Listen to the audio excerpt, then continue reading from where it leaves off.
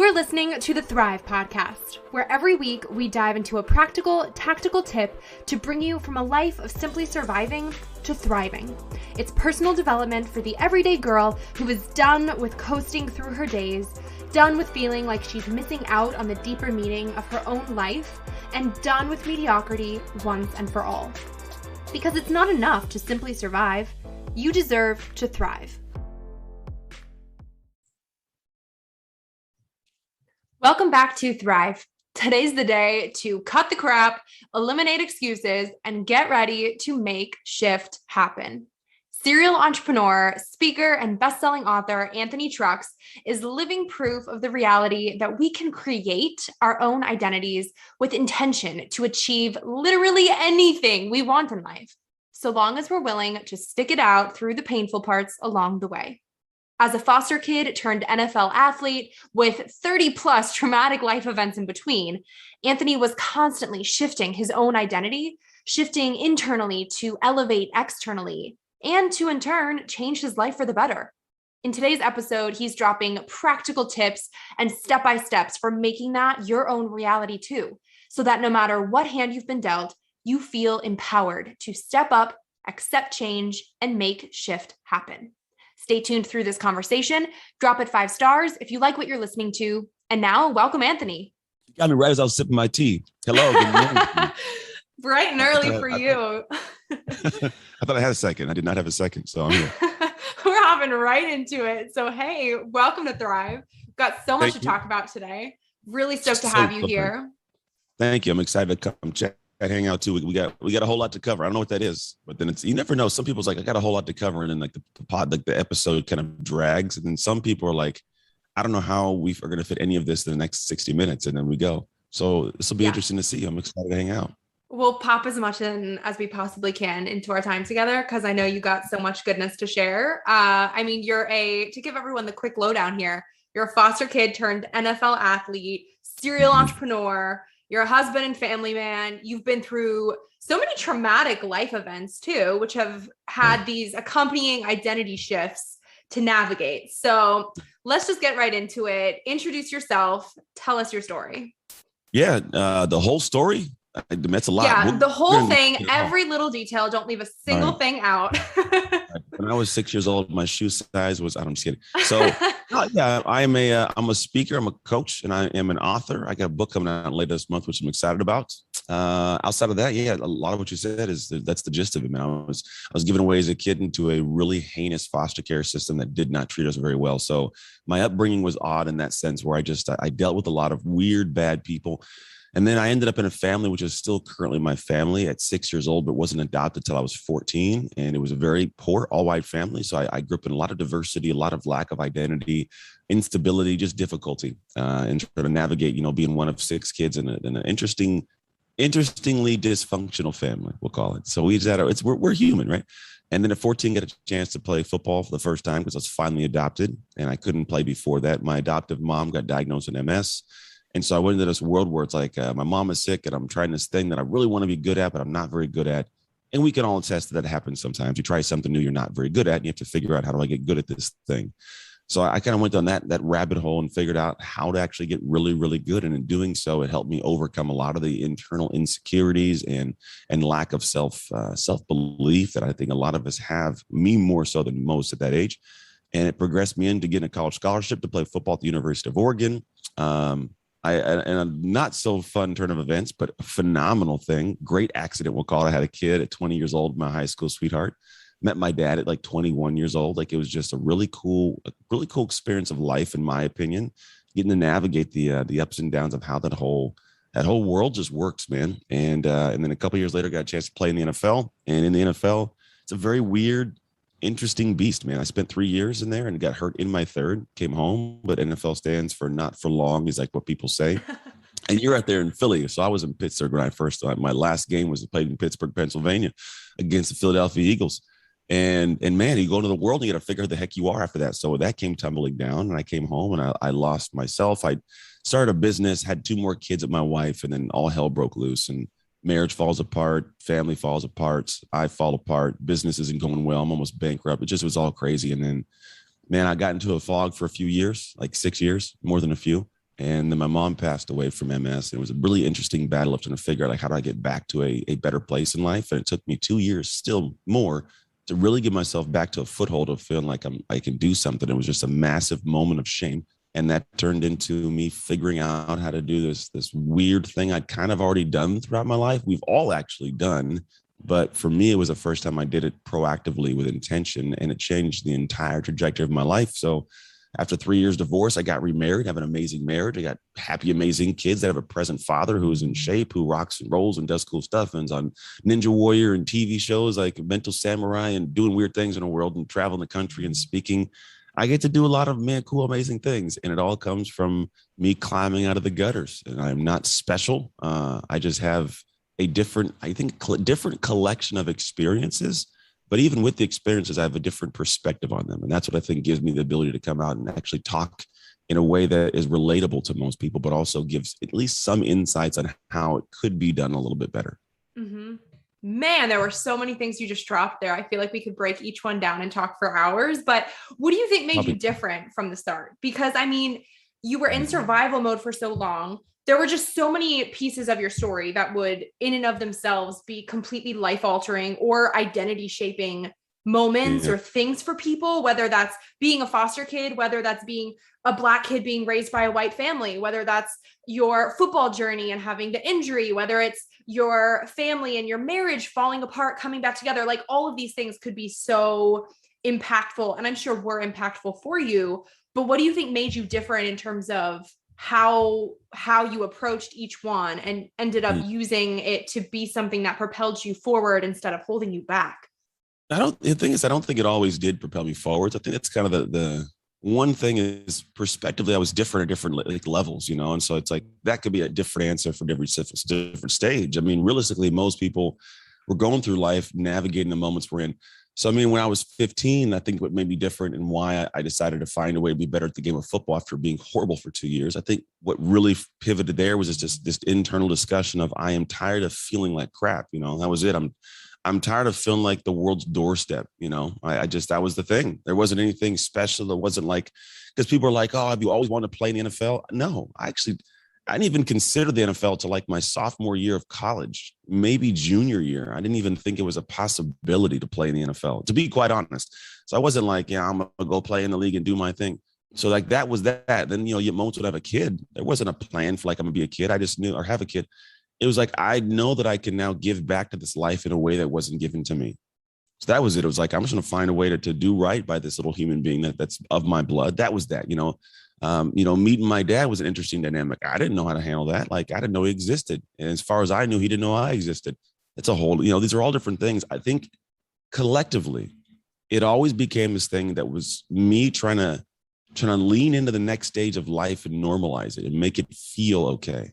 And I don't think a lot of people do that. I think if I was to look at one golden thread, that's really been the thread for me is I get into situations where I feel discomfort. And as opposed to finding a way to back out of it and run away from all of it, I usually find a way to lean into it and try to adapt as best I can. And in doing so, it usually catalyzes into like a shift. Like that's when my work's around identity shift. Like it is vastly different identities I've had to experience. And all I did at each stage was say, okay, like, how do I make this not feel so awkward and weird? It was like, well, I got to adapt by becoming the guy who does that thing.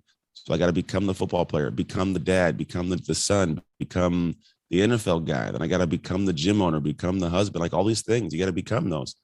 And if you don't look at it like that, then you'll always try and be the exact same person trying to do some other person's things. And you're always out of alignment. There's no congruence and you burn out.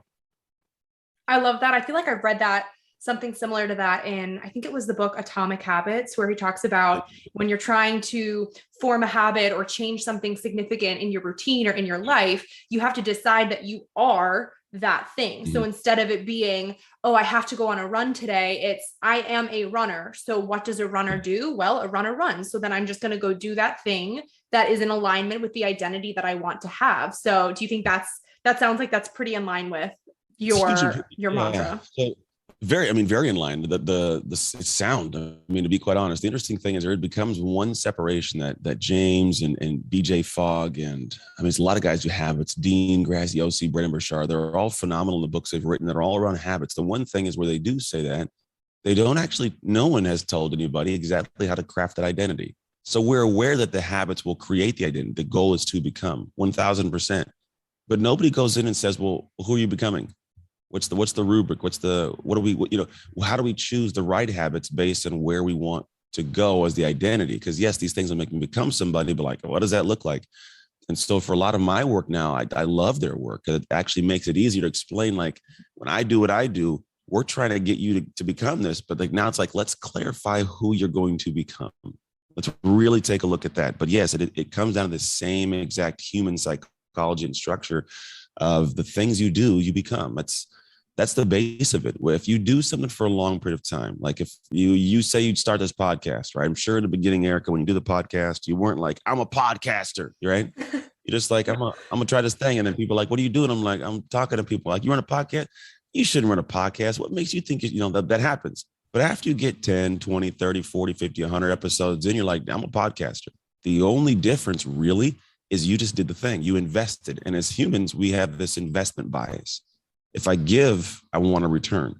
And our return of giving energy is a return of feeling like that's who I am now. It's the same logic for habits. I do it long enough, I become that thing. And so for me, that's, I think, what I did at every level. And that's what I'm saying. I didn't intentionally as a kid really think about who I was becoming.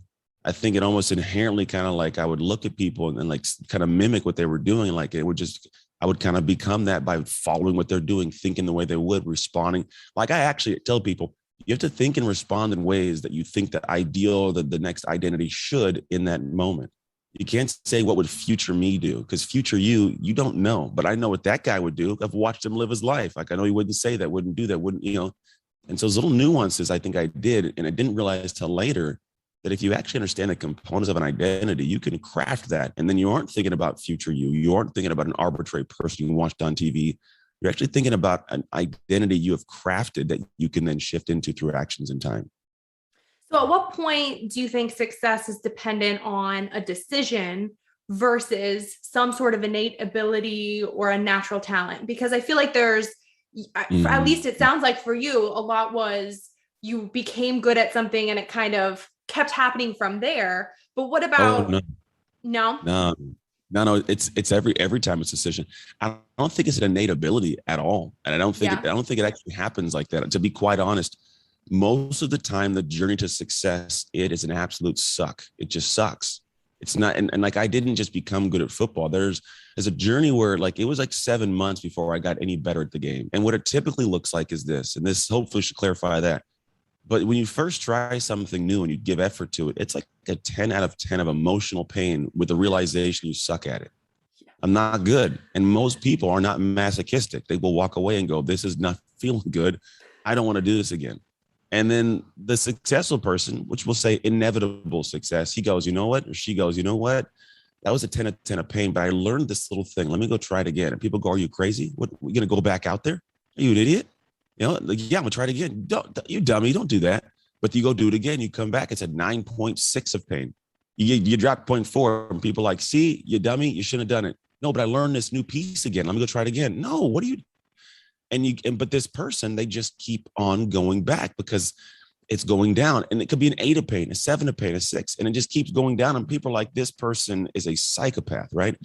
But eventually gets to 0. And at 0, people assume it's painless, but it's never painless. What it in fact turns into is pure joy.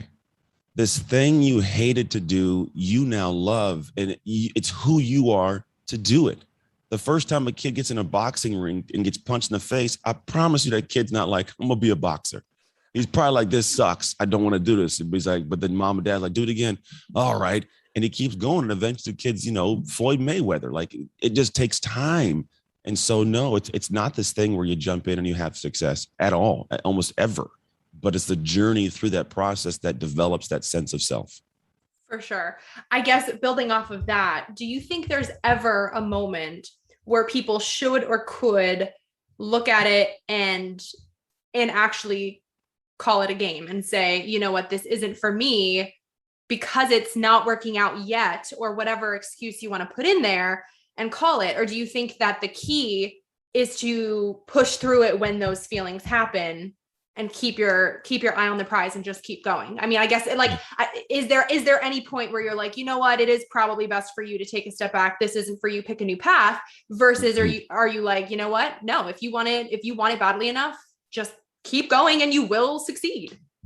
Yeah, you eventually will. The degree to which you will succeed depends upon a lot more outside factors than most people can, really factor into the thought. I mean, if you want to be an amazing violinist, I guarantee there's a lot more outside the fact for you than somebody else. There's no way to tell.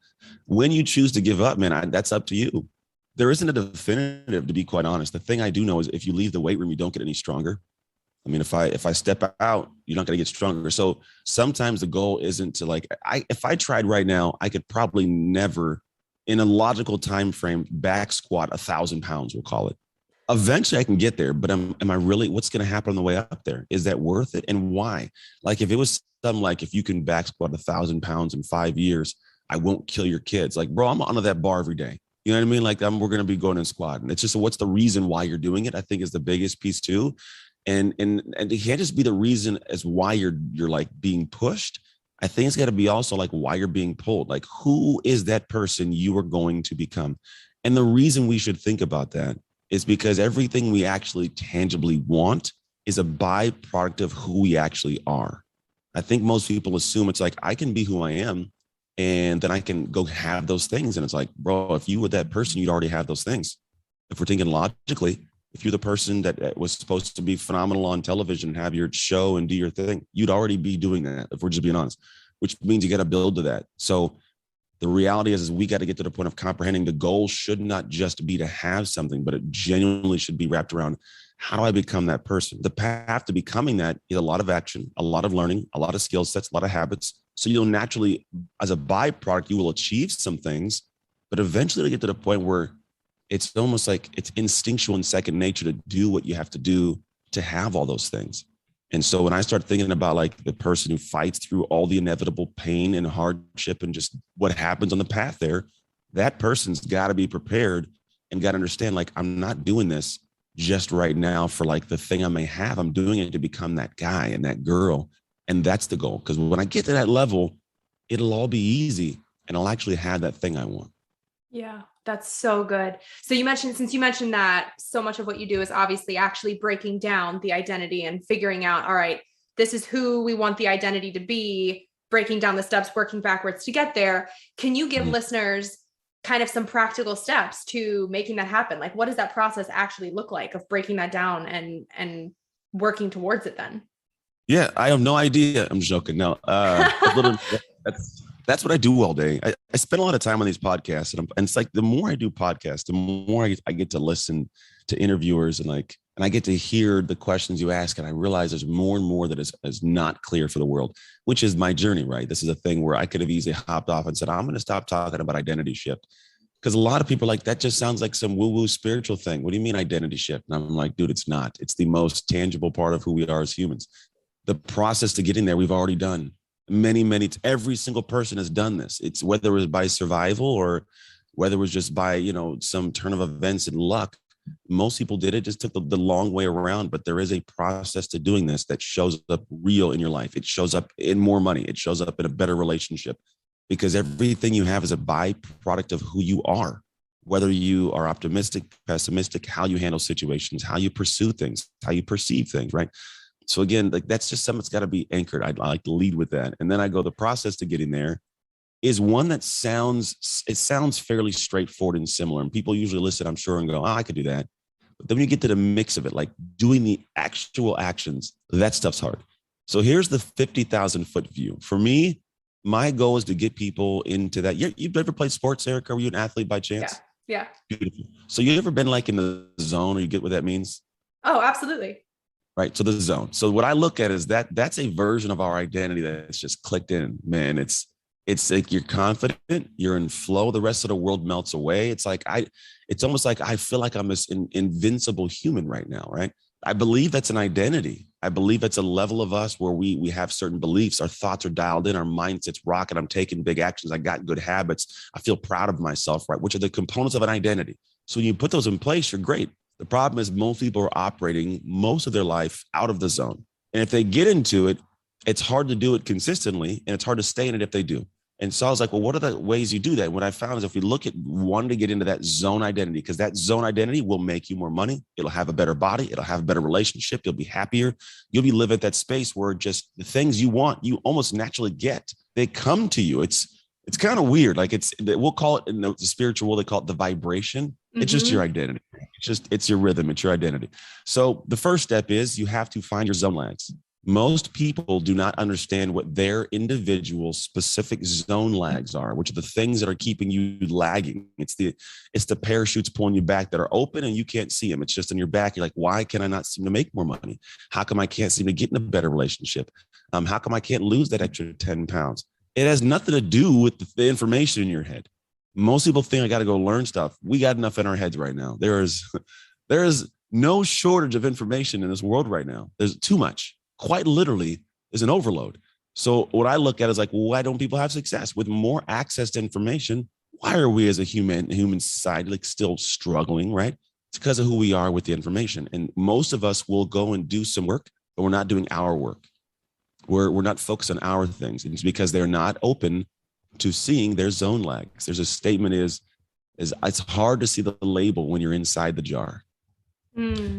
And a lot of people are living in that jar like, well, I get this stuff. Like, well, because your label says that you don't communicate well. Your label says you give up too early. Your label says that you evade situations because they're difficult. You don't lean back into them, right? That's your label. But you don't see that. You just see it as they don't support me. They don't get me. Like, it's not what it is sometimes. Sometimes you actually do suck, and that's okay. Like, so if you can see what your stuff is, now we can make some progress and do the next step, which is creating a personalized shift plan. We talked about habits and actions being what makes that shift. The problem is most people don't think about making the plan. They rely wholly off of how do I feel. They go, I want to make my marriage better. So I'm going to do it. And they wake up tomorrow, they're good. And then 2 days later, they're like, I hate this chick. Like, I don't.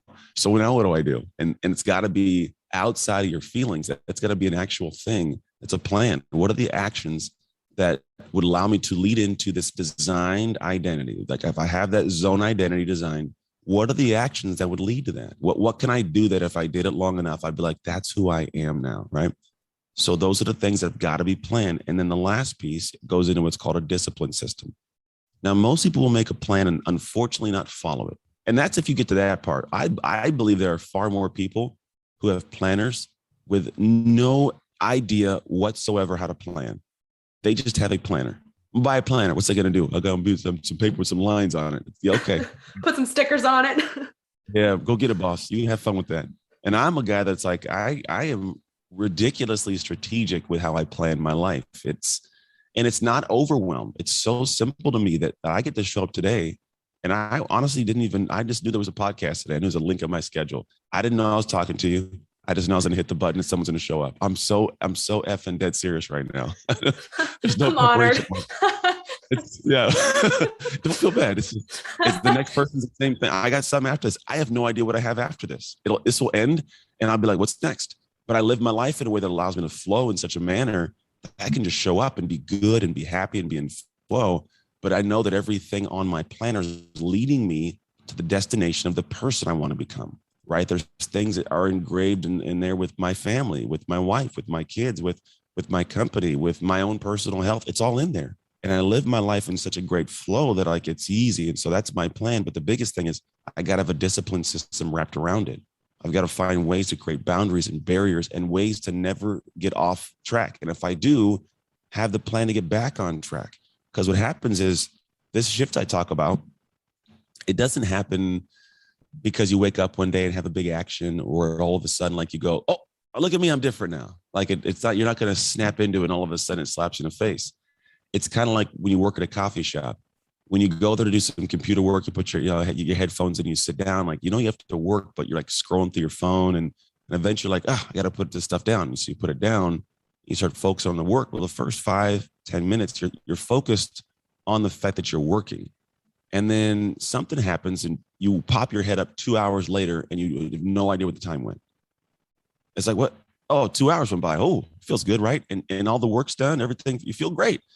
And identity shift's very similar, man. You get in the first day, 2 days, 2 weeks, it feels like it's work, but after a while, everything floats away and you start shifting into that zone identity. And all of a sudden, you've lost 20 pounds. Your relationship has got this amazing spark. You feel great about yourself. You're a great parent now. Business is running smoother. It's all clicking.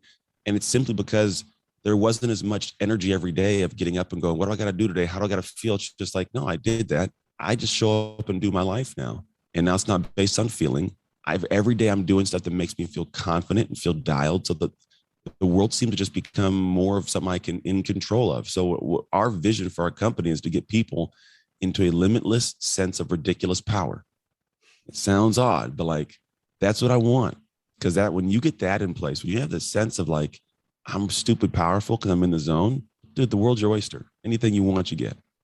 It's so good. And I love that you mentioned too the fact that it's not about your feelings, because I think so many people, like you said, regardless of the goal, will get so hung up on, well, I don't really feel like it today, or I don't feel motivated, or I don't feel this, and then totally just get stuck in inaction and be paralyzed by that place and then not move forward no matter what it is because they're still hung up on how they feel. And it's so important that tied back to all the habits and routines, it really comes down to having that set decision made ahead of time where this is who I am. This is what I'm going to do. You don't have to think, well, do I feel like it or not? And we know that we as human beings have limited decision-making power in a day before we mentally wear ourselves out. So if you're eliminating that need to decide based on whether you feel like it or not, you're going to get the work done and you'll probably have more energy down the road in that same day for other more important decisions that you might actually have to make given whatever's coming up in your day. So everyone should like highlight that and mentally underline it. Yeah, it's a big piece of it. And to be honest, what it boils down to is the goal. In fact, the way you place it is it's incredibly dialed in, right? It's what we just said.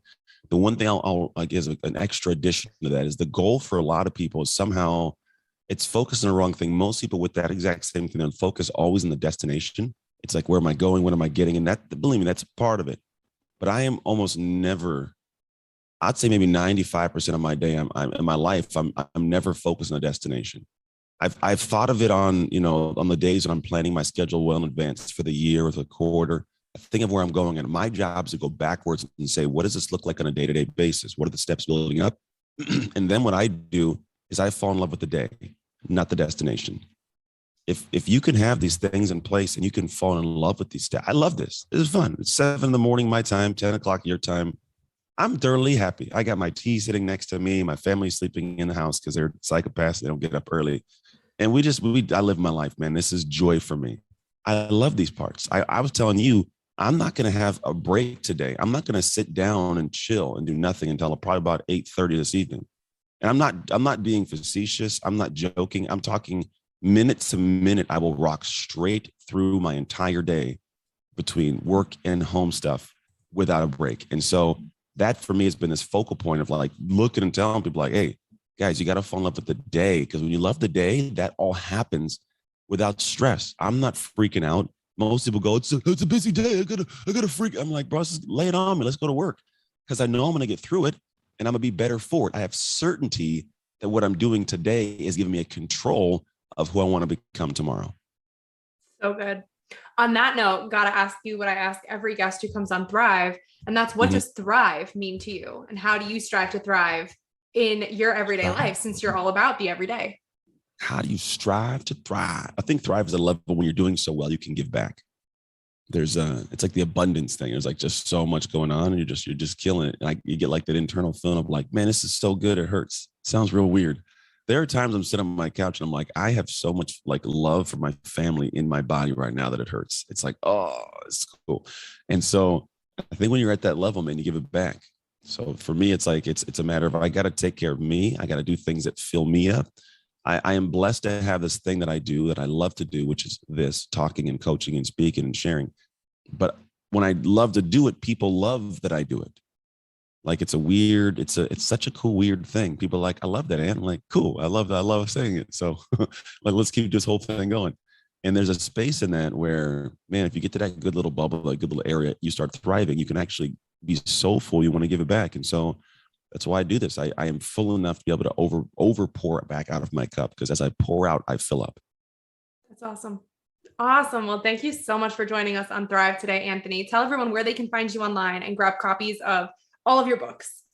Yes. You can find it if you go to identityshiftbook.com is the best place to go. And then if you go to that area, get the book and come back. It's like you get a receipt and you bring a code back.